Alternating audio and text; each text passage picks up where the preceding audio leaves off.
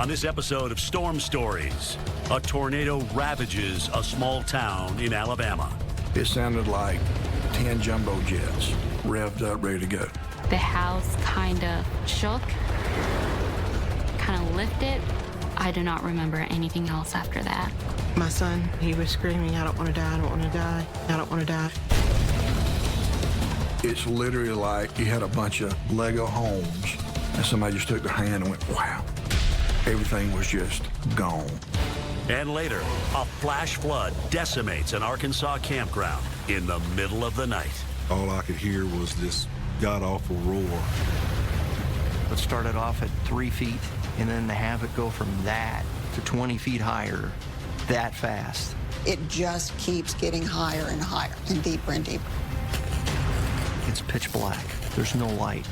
People can't see. Above all the noise of the river, I heard a cry for help. Help me. Someone.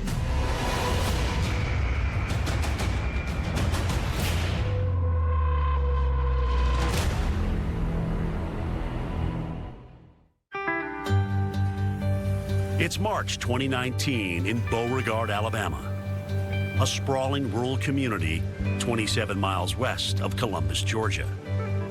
Beauregard is an extremely rural area, a lot of wooded land there. There's some ranches there.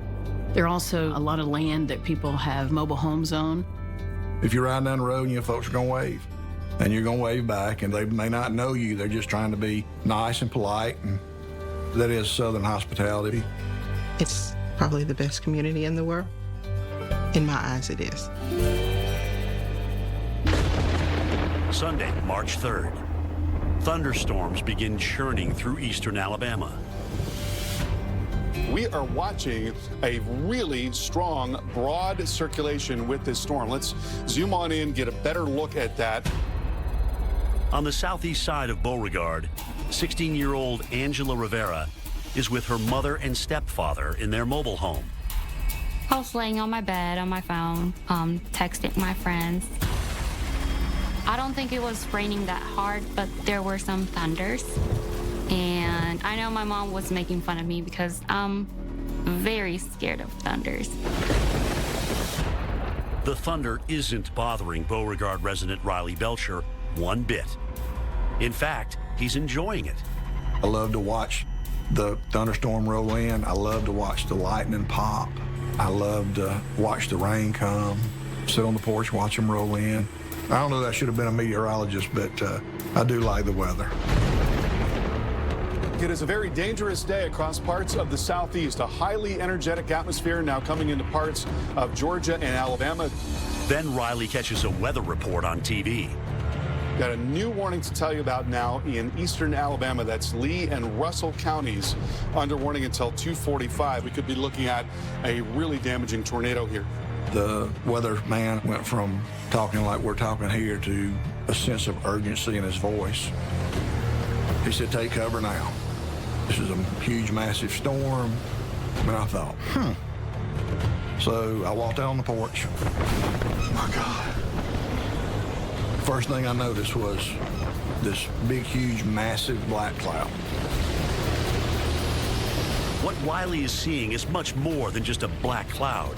It's an enormous EF4 tornado, shrouded by rain, rolling along the horizon. It was not your Kansas pretty tornado.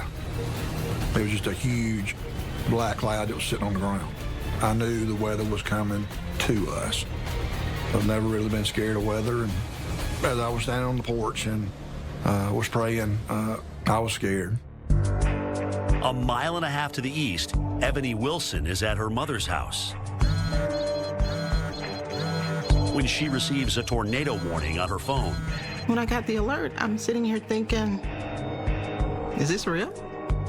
This is a joke, because it was so calm and peaceful where we were. But then there was a lightning bolt that dropped. I was like, whoa, what is this? What is this? The lightning strike shocks Ebony into action. She moves her elderly mother and 12-year-old son to an interior bathroom as her husband runs in from their home next door. Went into the bathroom, kicked the door shut, It was the eeriest calm. I mean, I get goosebumps. And then I could hear the sounds. I knew it was close.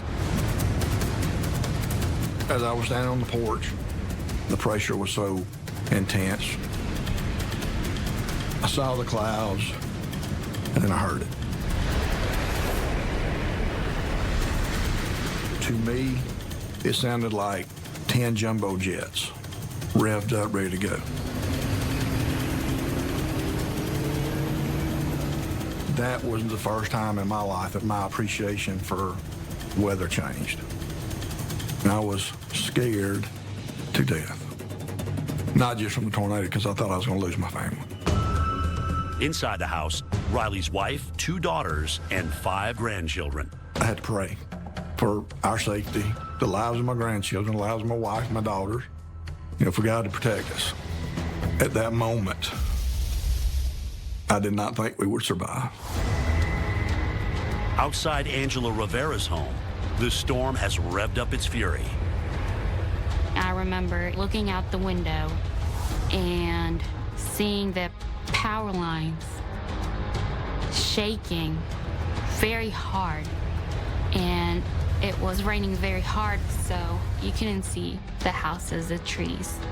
It was just gray.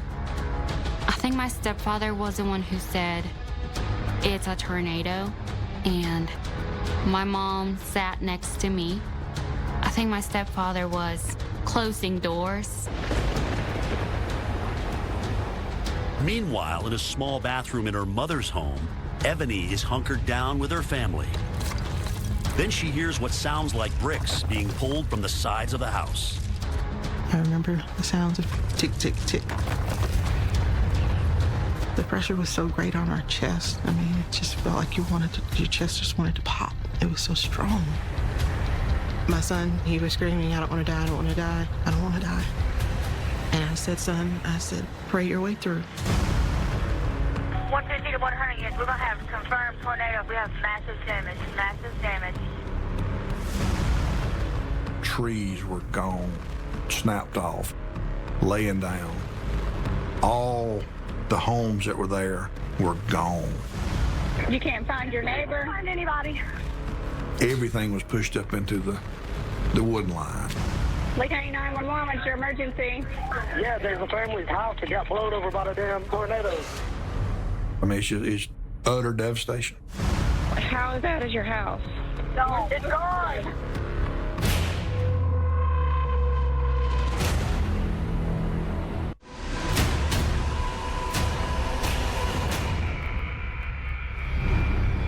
Lake County 911, what's your emergency? The tornado hit my house. I'm in the closet. I can't figure out how to get out.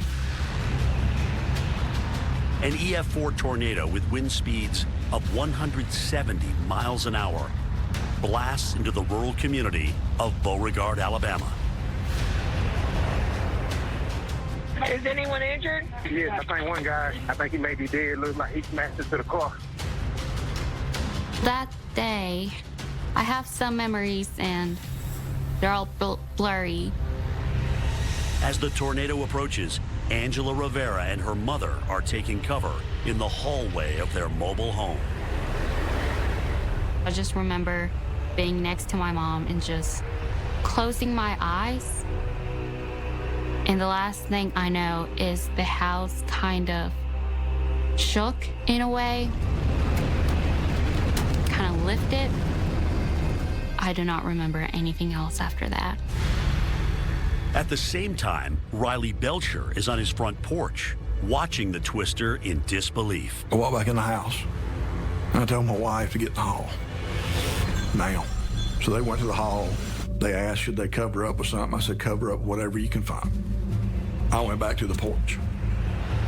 From his vantage point, Riley is relieved to see the tornado making a slow turn away from his house. I think we're good. Huh? I think we're good. Back inside with his family, he's rattled by what he has just witnessed. I was shaking. I mean, I was scared to death. because I thought I was going to lose my family. But in that same moment, you know that other people weren't as fortunate. I kissed my wife and I said, I got to go. Changed clothes and immediately left. I was a paramedic firefighter way back when. I'm not a member of a volunteer fire department or anything like that. It's just, you just know that people are hurting and you got to go. A mile and a half away, Ebony Wilson is huddled in the bathroom with her family as the tornado is pulling the house apart around them. It felt like forever. It felt so long. I mean, like time just stood still. Seconds later, the exterior walls give way, dropping the roof down on top of them and burying them in debris. It was like a bomb went off and we were collapsed down. I went from standing upright to down on the ground and just, I mean, it was instant. It's not something I can unsee even now. But my mom's laying beside me and I said, Mom, are you okay? She was talking about how she was in a lot of pain. I said, Mom, everything's gone. On the other side of Beauregard, Riley Belcher follows the path of destruction left by the twister. There is no comparison of seeing it when you're on the ground. It is like you can't describe the power. You can't describe the devastation. It's literally like you had a bunch of Lego homes and somebody just took their hand and went, wow, and shoved them up in the woods. Everything was just gone. There was a guy on the side of the road 50 feet from me with a lady. So I ran to him and he said, I think she's hurt bad. And he looked at me and said, you know, is she gonna make it? And I said, no. As Riley tries to assess the dead and dying all around him, the weather takes another turn for the worse. Within just a few minutes of us being out there, the rain came, and the rain came hard. And then the lightning. Lightning's what really scared us. In the pouring rain, Ebony and her mother are still trapped under debris after her husband and son free themselves and go find help. My mom and I were there together, and I made small talk with her just to make sure she was responding. She had passed out on me once. I didn't want her going out on me again. Back in the heart of Beauregard, Riley and others come across two female victims. There was a young lady in a hole that was left by a root ball of a tree. And right next to her was another lady that was under some rubble. The older woman under the rubble is dead, but the younger one, a teenager, looks like she's still breathing. So we just pulled her straight up out of the hole onto the bank there and cleared her airway the best I could with what I had. I know she was breathing. And I thought, okay, I needed medical supplies. I needed stuff I didn't have. So one of the fellas found the closet door. So we got her and eased her over on the closet door. And he said, everybody grab side. Riley and others load the teenage girl into the back of a pickup, headed to the fire station.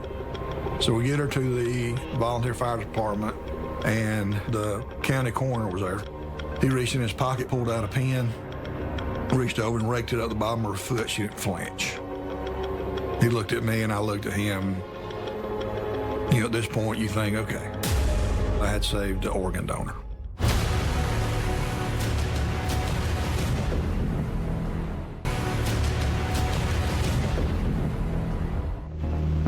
A lot of people didn't make it out. It's devastating in this area. It's just heartbreaking.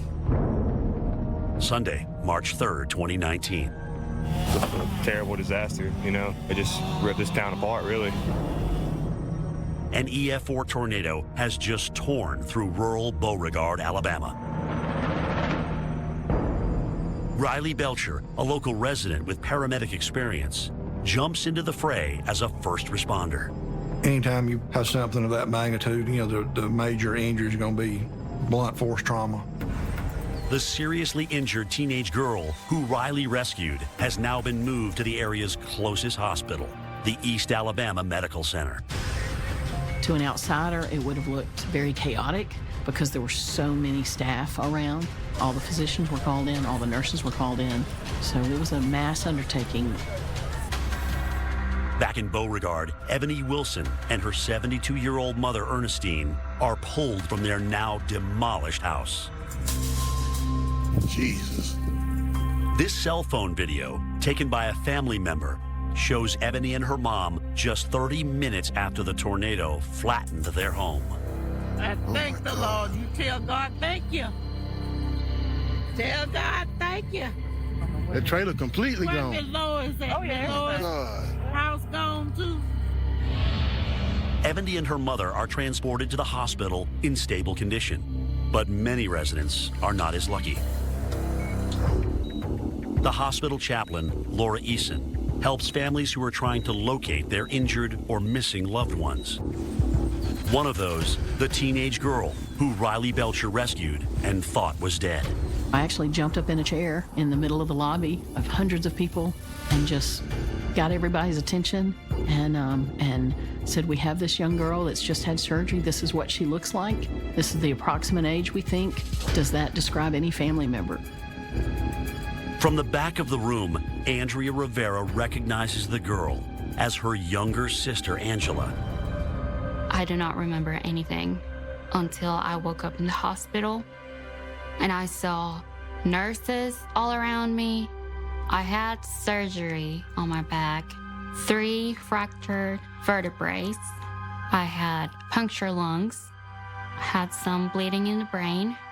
Every time I woke up, every time, I don't know how many times I asked them, where's Mom? Is she okay? Angela's also concerned about her stepfather, Cameron Acock, who was thrown from their mobile home when the tornado hit. He had broken ribs and a fractured arm and, cuts and bruises, just like everyone. 4 days after the tornado, Angela learns that her mother, 41-year-old Irma Gomez Moran, is dead. Her and I, we had a special relationship. I don't know how to explain it because it's weird calling your parents like your best friends, but we were just very close. She was the best. I just wanted to give up. But, my grandma, she had just lost a daughter, and my sister, she lost her mom as well. So in those moments, I was their only hope. So I kept fighting for them. 23 people are killed by the EF4 tornado, with all of the fatalities occurring in and around Beauregard. For Riley Belcher, his experiences in the Beauregard tornado come full circle when he meets Angela, the teenage girl he helped save in the rainy aftermath of the storm. The first time I met Riley, he came in and, he was smiling and he had tears in his eyes. So then I started, crying a little bit. I was just very grateful. I believe her mom was with her and was saying, you can do this. I have faith in you. She has a purpose in this world, and I can't wait to see what it is. I'm just blessed to know her. One blessing to come to the devastated community. Chaplain Laura Eason and the East Alabama Medical Center create a foundation to provide residents with a long-term recovery plan that includes helping them rebuild their homes. We've been blessed that community effort has provided us a place to call home. The medical center and other organizations are also helping Angela and her older sister. The hospital, they're building us a house, which is such a blessing. I have a whole new appreciation for weather. I have a whole new appreciation for life. Why were we so fortunate when folks up the road were not so fortunate? Coming up, campers caught in a deadly flash flood. It's pitch black. People can't see. They don't know where to go. There were vehicles coming down the river, just bobbing around in the water. When I woke up, the water just took me.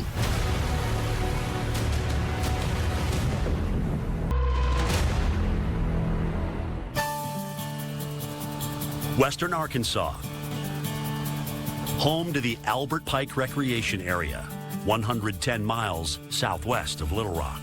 It's just lush valley between the mountains, right along the Little Missouri River. The water is crystal clear, and it's just a beautiful place. The area is known for the hiking and the camping and the swimming and the fishing. There are no cell phones. There's no distractions. It is just about as simple as it can get. Almost as simple as it was 140 years ago when Janice's family, the Lowrys, acquired land right here along the Little Missouri River. Then in the 1970s, they opened a private campground and RV park. The Lowrys Campground borders on the southeast side of the federal recreation area operated by the Forest Service. And we've kept it in the family. I'm the 5th generation here. Arkansas State Police Captain Brady Gore and his family have owned cabins at the Lowrys Campground for more than 40 years. You make friends here, and the good thing about that is usually every summer they come back and you come back, and so you've got your own set of friends here as you do back home. For Terry Roeder from Louisiana, camping at Albert Pike is a family tradition. 70 years ago, my grandparents started going up there with my mom. That was their vacation. Growing up, it becomes a regular vacation spot for Terry and her siblings, too. My mom loved it because she knew it was a safe area. We could go roaming through the woods, but she knew all of those trails from growing up there, so she always knew where we were and how to find us. Thursday, June 10th, 2010. Terry and her family are enjoying a lazy day, dodging raindrops. We never let the rain bother us. We knew that was part of camping, that you had to be prepared for rain. Terry and a few friends and family members set up tents in a primitive camping section, while others, including her mother, are staying in a camper a short ways up the river in the RV section known as Area D. We were teasing her about it and, you know, yes, go back to your luxury of air conditioning and we're going to be just fine. More than 100 miles away at the National Weather Service office in Little Rock, senior forecaster John Lewis and his co-workers are monitoring a storm system that's been on their radar for the past 2 days. We were watching a very slow-moving storm system that was coming up from Texas. In this case, it was the intensity of the rain that we were most concerned about. As a precaution, the National Weather Service issues a flash flood watch midday on June 10th. You should monitor later forecasts and be prepared to take action should flash flood warnings be issued. But the announcement doesn't reach many campers at the remote Albert Pike Recreation Area, down in a Ouachita mountain valley. If you're out enjoying the area, hiking, fishing, whatever, you don't know. You don't have a TV. You don't have a cell phone. There's no cell service here. Some people seem to think that's a good thing. I don't know, but you have to drive over the mountain to try to find spotty reception. Around 11 p.m., Terry settles into her tent right along the river, while her mother, brother, sister-in-law, and niece turn in for the night in their pop-up camper in the RV area upstream. Even in the rain, we went to bed peacefully thinking, as long as we stay dry, we're happy. With the campground fast asleep, John Lewis is growing more uneasy about what's popping up on his screens. Now you're getting into that 5 to 6 inches of rain, and now you're becoming really concerned. I had never been to Albert Pike. I wasn't familiar with the area. So you're looking at 4, 5, 6 inches of rain on the radar. Well, what does 4, 5, 6 inches of rain do at a place like Albert Pike? All I have is me and the radar. I don't know. 1:57 a.m. John issues a flash flood warning.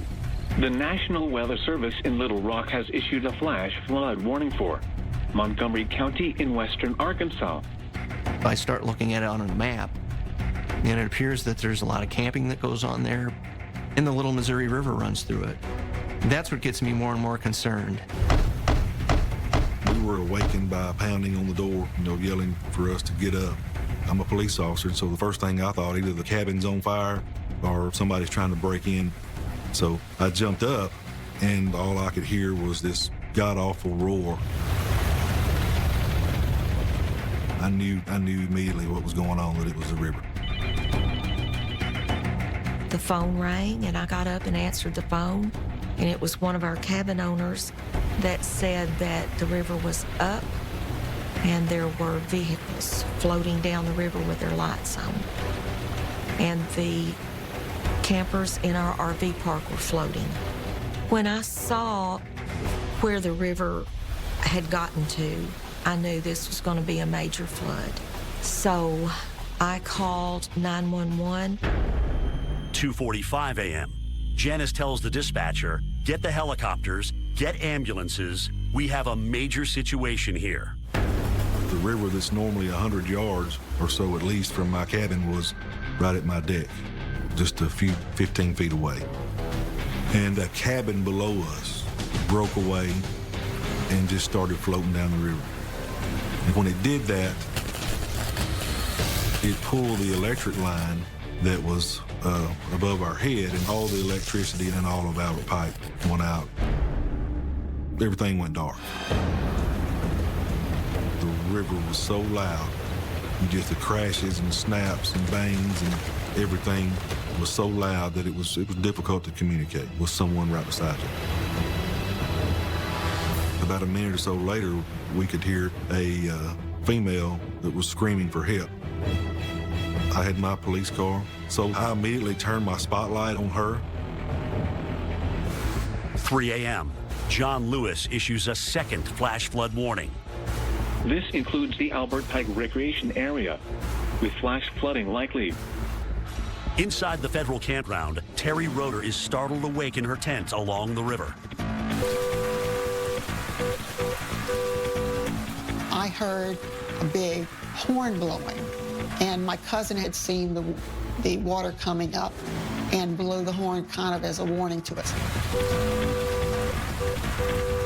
It was just a startling moment because when you woke up, the only light you had was flashing of lightning that was constantly going on. You could hear the thunder, but you could hear this continuous roar of the river that you never heard before. When I stood up, I was waist deep in water and realized that it was quickly rising. So I got out from under my tarp, which was fixing to be tilted and washed away as well. The water just took me.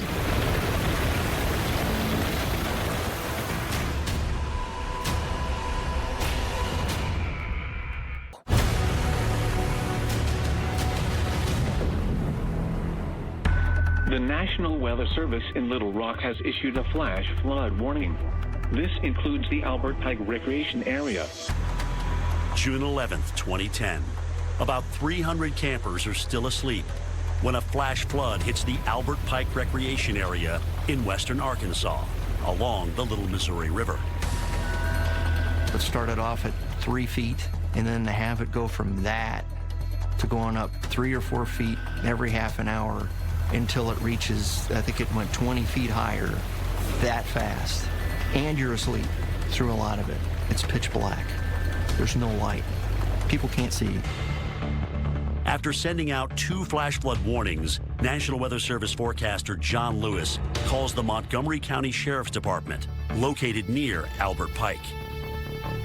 He wants to know about conditions on the ground. We didn't feel like the statement was enough.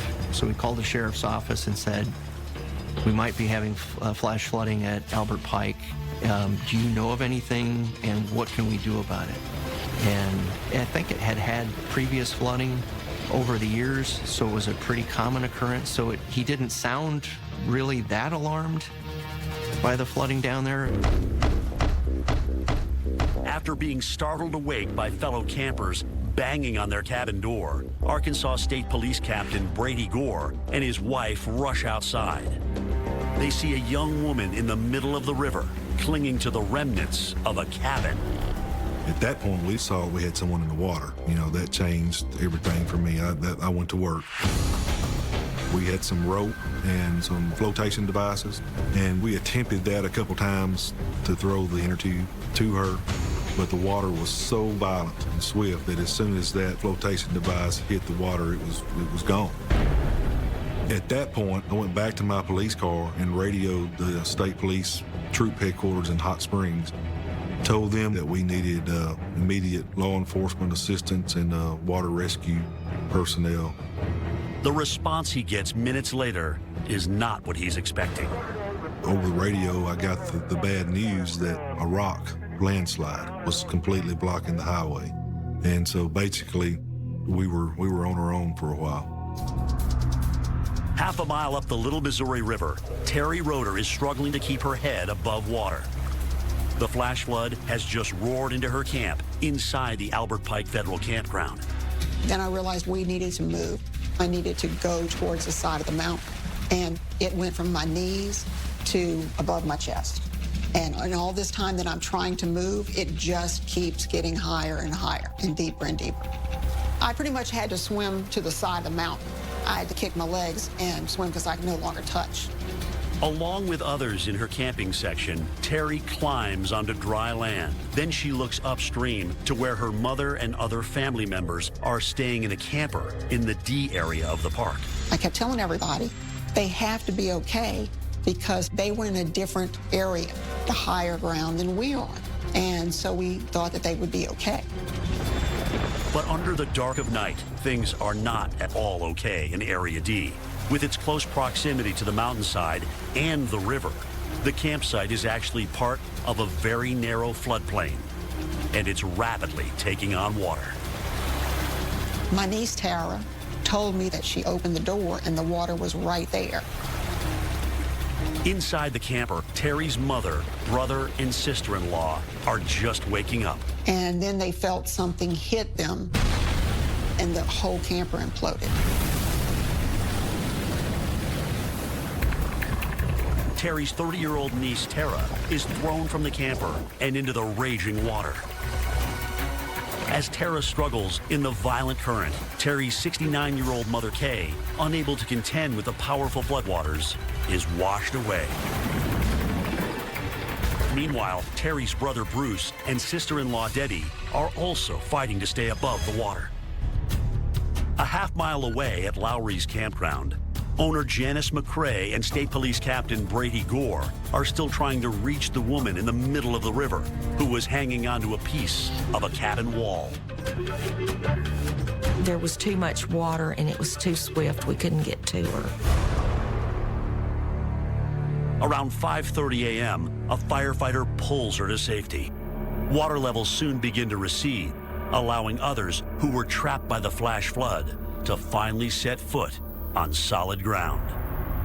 But the morning light reveals a terrifying tragedy along the Little Missouri River. I could see several bodies that were around in the debris. I saw a victim's body there, and I was hoping and praying that was a doll laying there and not a child.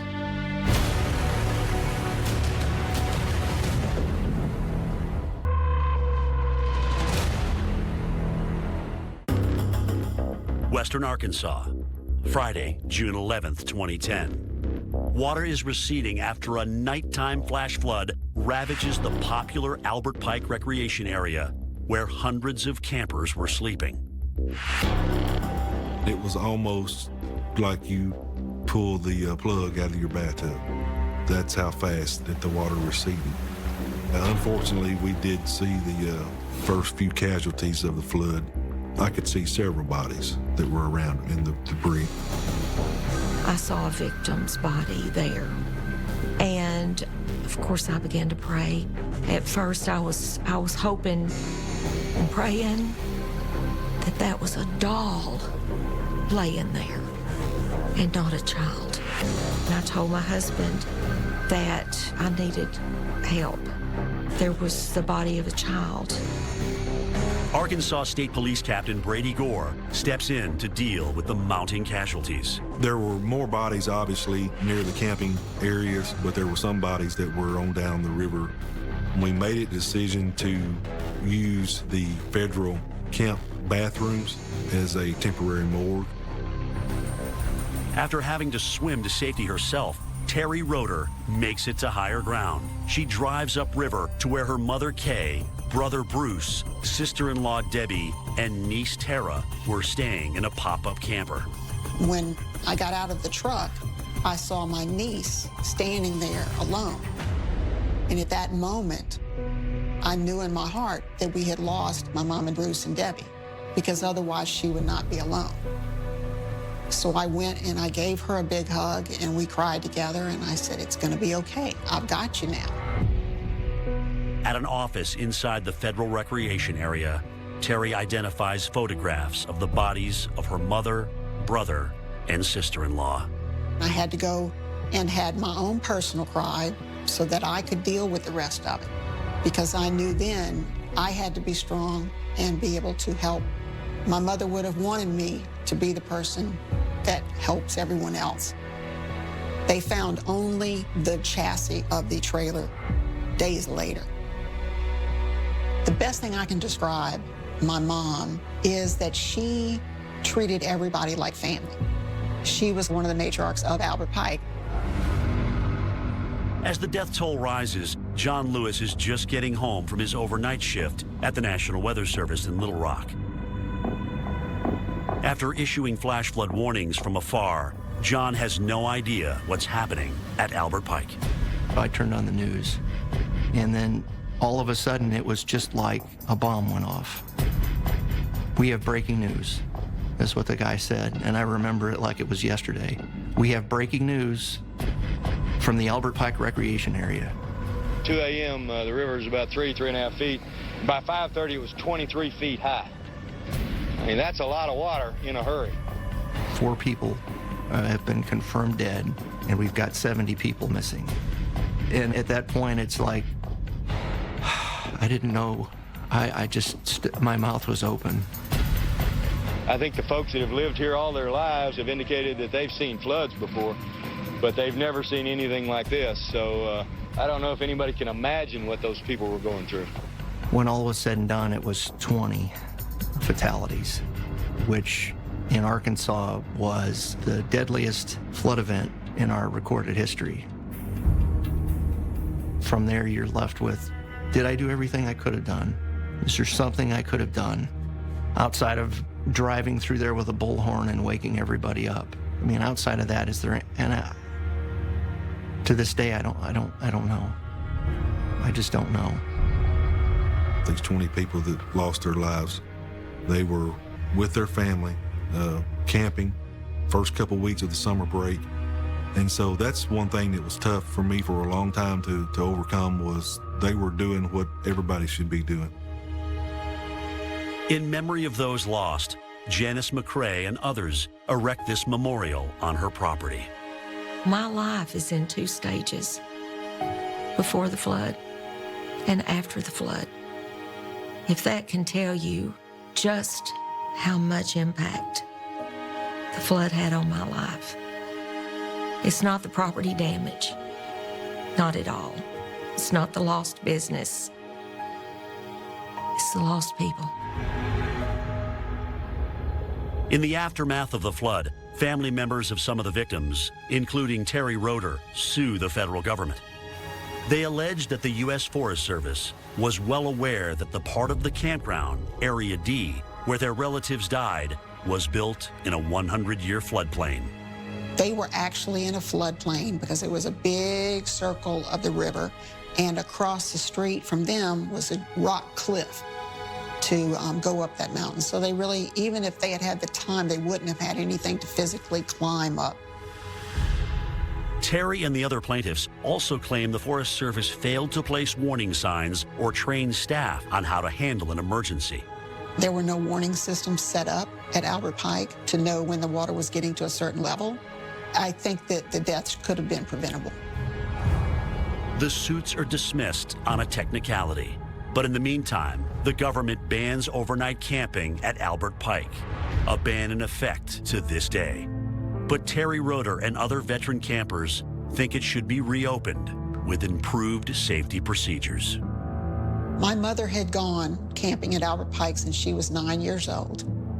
And that was a true tradition and treasure that she shared with all of our family and with our friends. And I definitely believe that she would still want us to go camping.